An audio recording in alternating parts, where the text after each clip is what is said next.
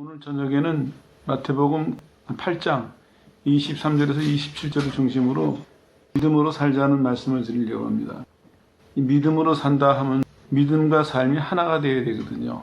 근데 이 이론은 참 쉬운데 실제로 보면 거의 안 되고 있어요.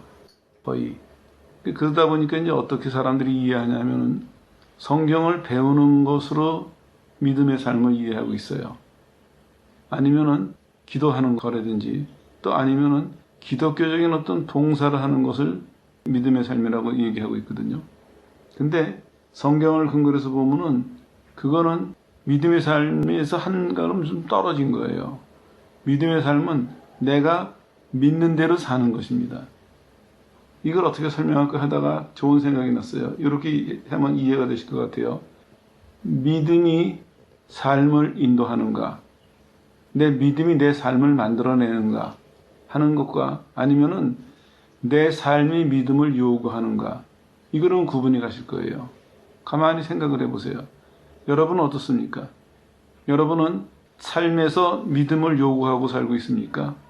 아니면 거꾸로 내가 가진 믿음이 내 삶에서 실천이 되고 있나요? 이루어지고 있나요? 차이는 이겁니다. 대부분의 사람들이 어디냐면은 삶이 믿음을 요구해요. 하나님 오늘 이것도 주시고요. 하나님 이것도 보호해 주시고요. 이것도 잘 되게 해주시고요. 나는 믿는 사람이라고 생각해요. 믿음대로 산다고 생각해요. 그거는 성경적은 아니에요. 삶이 믿음을 유도하는 거예요. 삶이 믿음을 인도하는 거예요. 그러니까 그 사람의 필요와 요구에 따라서 언제든지 바뀌어요, 내용은요. 근데 이 사람은 어떻게 속고 있냐면은 내가 하나님을 믿고 기도하고 있으니까, 하나님을 믿으니까, 믿음으로 기도하고 있으니까 이게 삶에서 이루어지니까, 그러니까 나는 믿음으로 사는 사람이 이렇게 착각하고 있는 거거든요. 그거 아니에요. 한 가지 예를 더 들어드릴까요? 이 본문을 오늘 택한 이유가 있어요.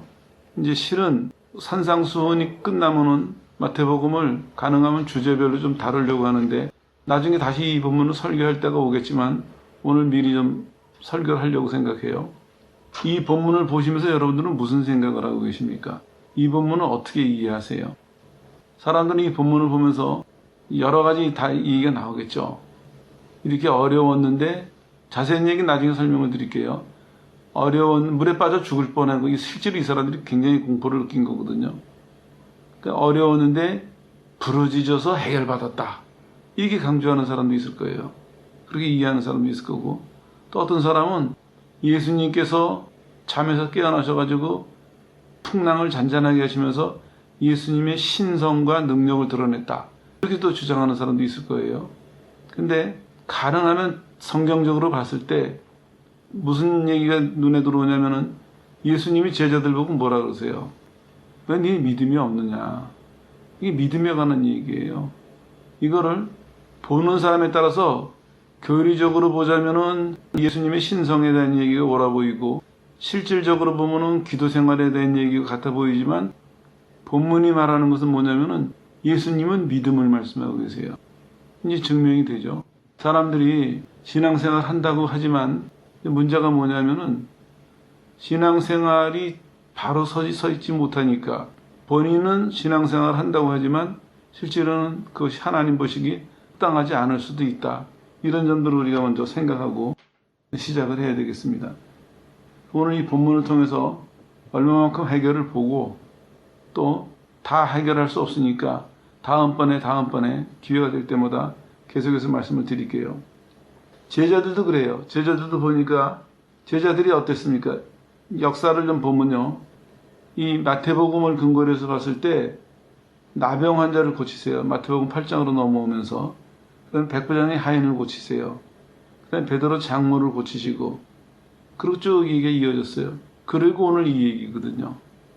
거기서 사역을 하신 다음에 호수를 건너서 건너편에 가시려고 이제 그러는 가운데서 벌어진 일이에요.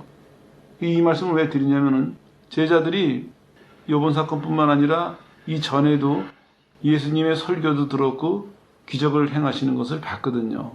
첫 사건이 아니에요. 물론 시간적으로 보면은 편집은 이게 산상수훈 뒤에 와 있지만 시기적으로는 산상수훈 앞에 벌어진 사건이에요. 근데 이제 그게 중요한 것이 아니라, 아무튼 제자들은 예수님께서 말씀하시는 것도 듣고 기적을 일으키시는 것을 보셨기 때문에 제자들은 믿음이 생길 만한, 믿음이 있어야 되는 시간이 지나갔다. 충분했다. 이런 얘기예요. 근데 오늘 어떻습니까? 예수님 뭐라 그러세요? 믿음이 적은 자들아. 이렇게 책망을 하세요. 이걸 정확하게 번역하면 이런 얘기예요. 쉽사리 믿지 않는 자들아. 이런 얘기예요. 이렇게 번역할 수도 있고, 또 다른 하나는 예수님에 대한 믿음이 부족한 자들이다. 이렇게 번역할 수 있거든요. 이게 이제 문제예요. 제자들은 아마 그렇게 변명할지도 모르겠어요. 아, 우리도 예수님 믿죠. 믿으니까 예수님 제자로 따라다니죠. 그런데 보통 문제가 아니었습니다. 그거는 풍랑이. 설명을 다 드려야 이해가 가실 텐데, 이게 해석이 좀 차이는 있지만, 어떤 제자는 마태, 마가, 누가 똑같이 이 사건을 썼는데, 어떤 사람은 물결이 부딪혀가지고 배가 잠기게 됐다. 이렇게 표현하는 사람도 있고, 어떤 사람은 이게 큰 롤이 일었다 하는 얘기는 폭풍과 몰아쳤다 이런 표현이에요. 그러니까 다른 제자가 보기에는 비가 너무 많이 쏟아져가지고 파도도 쳤지만 비가 많이 쏟아져서 배가 가라앉게 됐다. 이런 상황이에요. 제자들 입장에서는 되게 무서웠어요.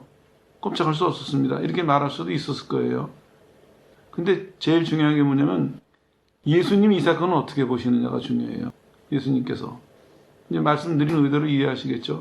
믿음으로 살자라는 주제를 놓고 생각해 볼 때 우리는 왜 믿음으로 살지 못하냐면 첫 번째는 기본기가 안 돼 있습니다. 믿음이 삶을 만들어내는 이 틀이 안 돼 있고 두 번째로는 살면서 우리가 제자들처럼 자꾸 변명을 하는 거예요. 아, 나도 믿지. 그런데 그 문제는 너무 어려웠어. 나도 믿는데 그 문제는 너무 힘들었어. 자꾸 변명과 핑계를 하는 거예요. 그러니까 믿음으로 살 수 있는 기회를 우리가 자꾸 뒤로 미루는 거예요. 멀어지는 거예요.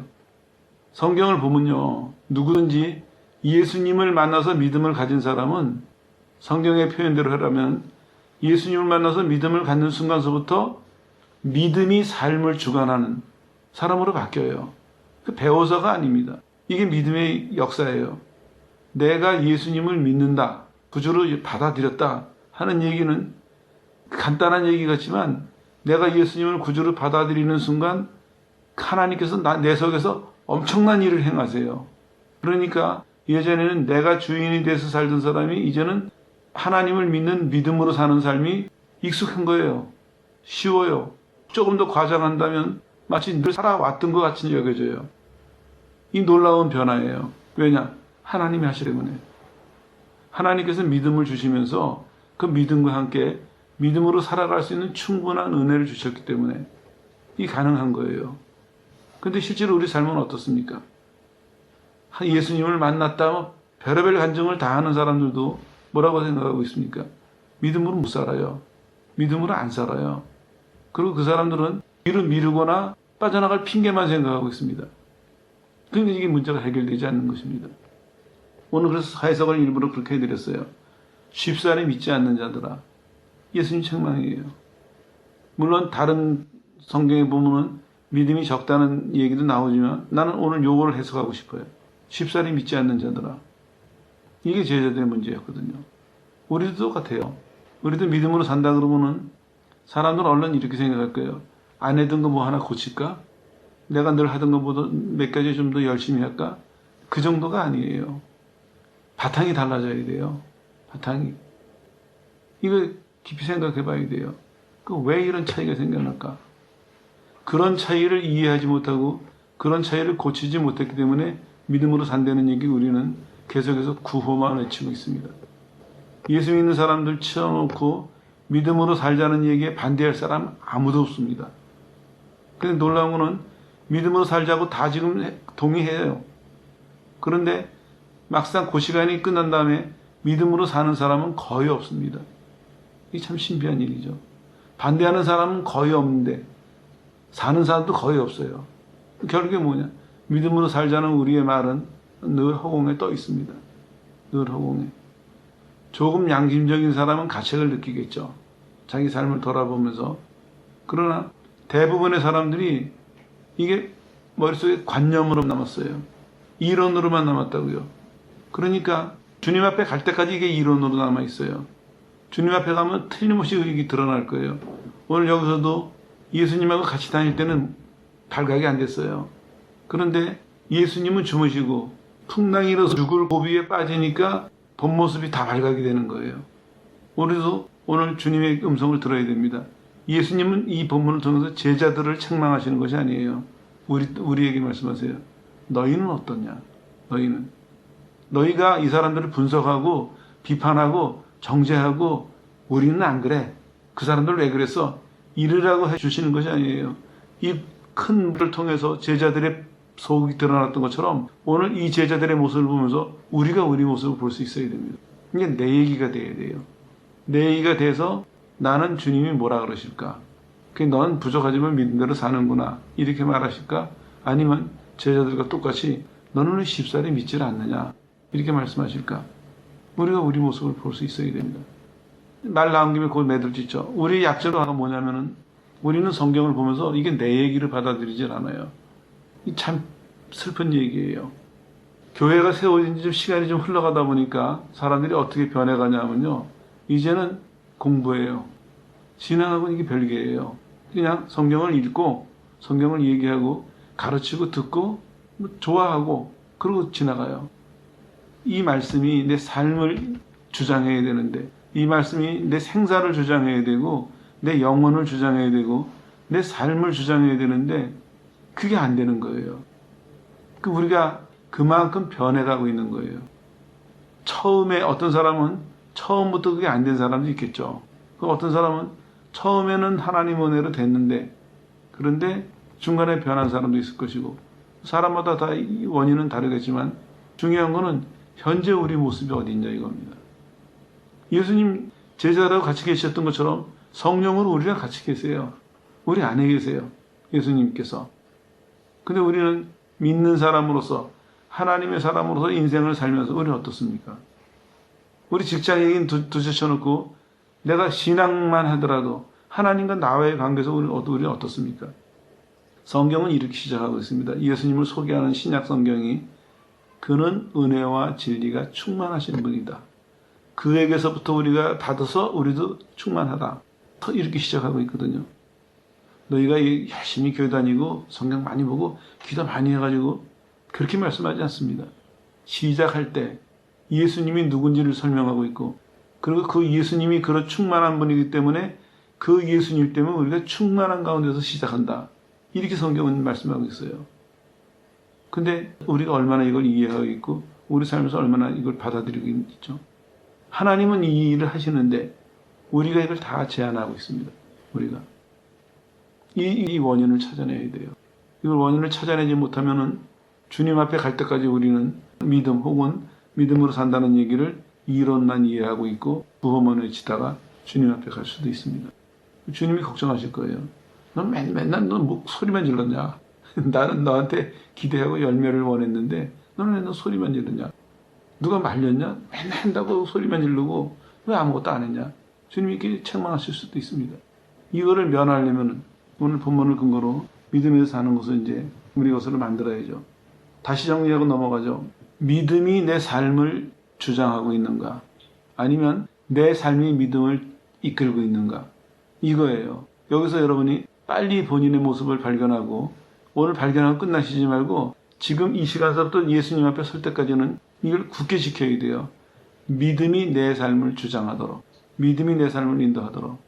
그러려면 이제 얘기가 부수적인 게 많이 있는데 그건 나중에 시간이 가면서 하나씩 말씀드릴게요. 믿음으로 사는 길 바로 본론으로 들어가죠. 주제가 믿음으로 살자는데 그럼 어떻게 살 것이냐. 첫 번째는 이렇게 생각하세요. 믿으세요. 뭘 믿냐면 하나님이 살아계시고 함께 계시는 걸 믿으세요. 우리가 이제 그림으로 본다면은요. 이 사람은 어떻습니까? 이 사람들은 배에 물 들어와요. 비 내려요. 파도 쳐요. 주여 우리 죽겠나이다. 절규를 하고 있어요.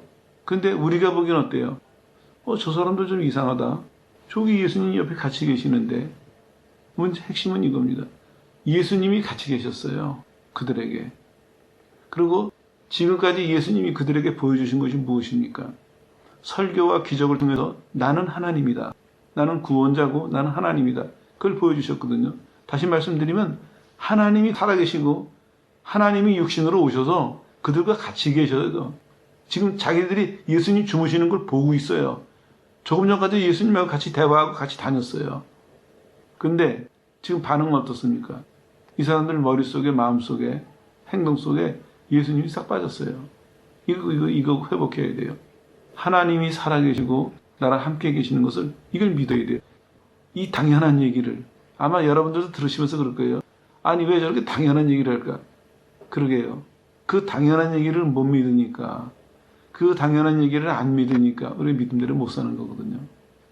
믿음으로 산다는 것은 복잡한 게 아닙니다. 그 당연한 얘기를 믿으면 돼요. 근데 이 사람이 믿었는지 안 믿었는지는 행동으로 드러나요. 열매로 드러나요. 이 사람이 믿었다면은 이 상황에서 이 사람은 믿음이 주장하는 대로 이해하고 받아들였을 거예요. 믿음이 주장하는 대로 반응을 했을 거예요. 근데 제자들의 모습을 보니까 안타깝게도 믿음이 주장하는 대로 반응하지 못한 것 같아요. 그러니까 예수님 빼놓고 자기들끼리 죽겠다고 난리 내고 있는 것이죠. 너무너무나 당연하고 너무너무나 간단한 얘기인데 우리는 여기서부터 이제 문제가 되는 거예요. 하나님은 살아계시고 하나님은 나와 함께 계세요. 이거를 믿으세요. 그리고 조금 더 힌트를 드린다면 앞으로 여러분들이 무슨 일을 만날 때마다 이거를 기억하세요. 하나님은 살아계시고 하나님은 나와 함께 계신다. 이거를 기억하세요. 그걸 붙으세요. 그걸 붙으시면 이제 어떤 경우는 쉽게 되는 경우도 있고 어떤 일은 정말 이제 내가 죽었구나 하는 순간까지 여러분들이 붙들고 기다려야 될 수 있어요. 그런 사건이 생길 수도 있죠. 근데 하셔야 돼요. 그걸 하시면서 그 갈등과 기다림과 싸움을 통해 가지고 여러분 마음속에 하나님 살아계시는구나. 하나님 나와 함께 계시는구나. 이런 확신이 여러분 마음속에 생깁니다. 이 두 가지가 같이 있어야 돼요. 하나님이 살아계시고 나와 함께 계신다. 나는 어렸을 때 교회를 다녀서 그런지 몰라도 하나님이 살아계시는 거는 의심 안 했어요. 근데 청년 시절에 마음속에 걱정이 됐던 게 뭐냐면 하나님이 왜 날 사랑하시지? 이 기도까지 들어주실까? 이 죄까지 용서해 주실까? 이게 고민이었어요. 그래가지고 기도도 하고 다 해봤죠. 근데 하나님의 응답은 그거였습니다. 너 왜 안 믿냐? 나는 살아있고 난 너와 함께 있고 왜 함께 계시? 그건 내 마음이지. 하나님 마음이지군요. 내가 너한테 말하지 않았냐? 내가 너희들한테 말하지 않았냐? 누구든지 나를 부르는 자는 누구든지 나를 찾는 자는 내가 그와 함께 있으리라. 그건 내 약속이다. 그건 하나님의 성품이고 하나님이 구원하시는 방법이고 그건 그냥 믿어라. 그거를 이유를 알려고 하지도 말고 과정을 알려고 하지도 말고 그냥 믿어라. 그건 이제 그 싸움이에요. 무슨 일이 생기면은요 사람인지라 자기가 먼저 나서요. 내 해결하려고. 그리고 우리는 그걸 열심히 한다 잘한다 생각하거든요. 그건 두 번째 나오니까 조금 더 설명드릴게요. 아무튼 정리를 해줘. 꼭 붙으세요. 하나님이 살아계시고 나랑 함께 계신다. 다른 표현 해볼까요? 하나님이 살아계시고 나를 사랑하신다. 꼭 붙으세요. 갈등이 될 거예요. 지금 사건은 벌어지고 있는데 내가 하나님 사랑을 받을 만한 자신은 없고 여러분이 약한 것 잘못한 것만 자꾸 생각이 나도 견디세요. 그리고 여러분의 마음을 붙으세요. 아니다. 하나님은 살아계시고 하나님은 날 사랑하신다. 그래서 예수님 보내시지 않았냐. 그 홍역을 치르면서 여러분 마음속에 하나님에 대한 확신이 생깁니다. 이유를 다 몰라요. 이유를 다 모를 수도 있어요. 그러나 내 마음속에서는 이 변하지 않는 선물이 하나 생겼어요. 뭐냐. 하나님은 살아계시고 날 사랑하신다. 날 사랑하신다. 끝까지. 근거가 뭐냐. 그건 모른다.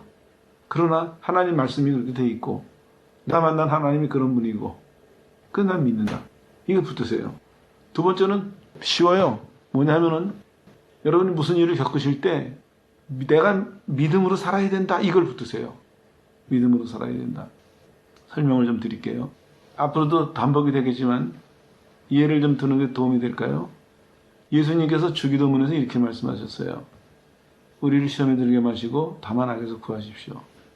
그거를 어떻게 이해하셔야 되냐면은 어떤 사람은 그러더라고요. 상담을 하면서 본인은 그 구절 때문에 늘 마음에 걸린다는 거예요. 근데 그 구절은 예수님이 우리한테 부담되라고 주신 구절이 아니에요. 우리한테 너 죄졌지? 조심해. 매일 살펴. 잘못하면 큰일 나. 이러려고 주신 말씀이 아니라 우리가 죄를 이길 수 있는 방법을 주신 거예요. 뭐냐면요, 이런 의미예요. 내가 무슨 일을 겪을 때 하나님의 뜻을 바로 이해한 사람이라면 내가 지금 무슨 일을 당하는데 내 마음이 어디가 있냐면은 이 일에 가 있지 않아요.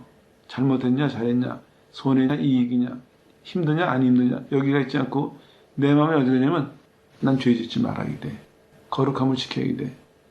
내가 지금 이런저런 일로 어려움을 겪지만 난 죄 지면 안 돼. 마음으로 그거 붙들어야 돼요. 그런 의미, 그러라고 주신 거예요. 똑같은 이치예요, 여기서도. 여러분이 무슨 일을 당할 때 나는 믿음으로 살아야 돼. 그걸 붙으세요. 제자들도 마찬가지였습니다.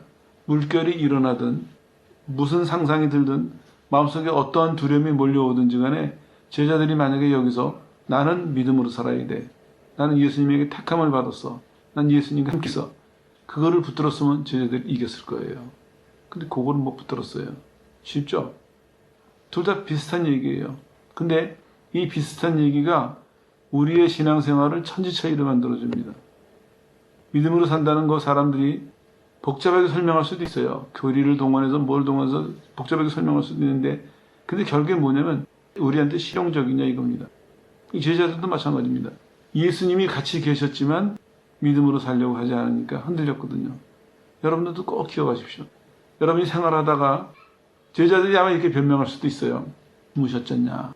뭐 조치를 하셨으면 예수님이 깨어났어서 조치를 하셨으면 우리가 다 안심했을 텐데 주무시니까 우리도 그렇게 생각할 수도 있을 거예요. 살다가 보면 내가 지금 어려움을 당했는데 하나님은 잠잠하시고 아무 말씀도 안 하시고 아무 역사도 안 하시고 마치 나랑 멀어지신 것처럼 그러시고 나는 일을 당하고 있고 나는 불안해하는 것이 마땅하고 힘들어하는 것이 마땅하고 내가 방법을 찾는 게 마땅하지 않냐. 우리에게 변명할지 모르겠어요. 그거 끊어야 됩니다. 그걸 중단해야 됩니다. 그걸 중단하고 내 마음속에 나는 이 일이 어떤 결과가 올지가 중요한 것이 아니라 이 일이 해결될지 안 할지 손해일지 이익일지 그게 중요한 것이 아니라 나는 이 일이 끝날 때까지 하나님을 믿는 예수님을 믿는 이거 흐트러뜨리면 안 돼. 그래서 마음 뺏기면 안 돼. 하고 붙으셔야 돼요. 나는 무슨 일이 있어도 믿음으로 살아야 된다. 믿음으로 이 일을 겪어야 된다. 또 믿음으로 이 일을 당해야 된다. 그거 안 놓치면 돼요. 이 쉬운 거를, 이 간단한 거를 우리가 몰랐거나 못하기 때문에 결국엔 믿음이 적거나 믿음으로 못 사는 사람이 된 거거든요. 간단합니다. 왜 간단하냐면요. 우리 경험 다 있어요. 믿음이 있다고요. 하나님이 살아계시고 우리를 함께 계시는 거 믿잖아요. 붙들면 돼요. 그리고 또 하나 보태는 방법이 바로 그겁니다. 그걸 붙들 때 어떻게 붙드냐면 무슨 일이 벌어졌을 때 마음이 거기 가면 안 됩니다. 문제 해결이 중요한 것이 아니라 나는 믿음으로 살아야 된다는 것이 중요하다. 이거만 안 놓치면 돼요. 내 마음속에서. 내가 할 수 있는 일이에요. 내가 결정할 수 있고 내가 실천할 수 있는 일이거든요. 이 간단해 보이는 두 가지가 여러분이 믿음으로 살아가는데 도움을 주시는 가장 밑에 놔야 될 기초적입니다. 요것만 익히기 시작한다면 이제 여러분들이 실제로 살아가면서 하나씩 하나씩 늘어날 거예요. 하나씩 하나씩 또 배우고 훈련을 받으면서 여러분이 믿음으로 사는데 부족하면은 그런 사람으로 살아갈 수가 있습니다.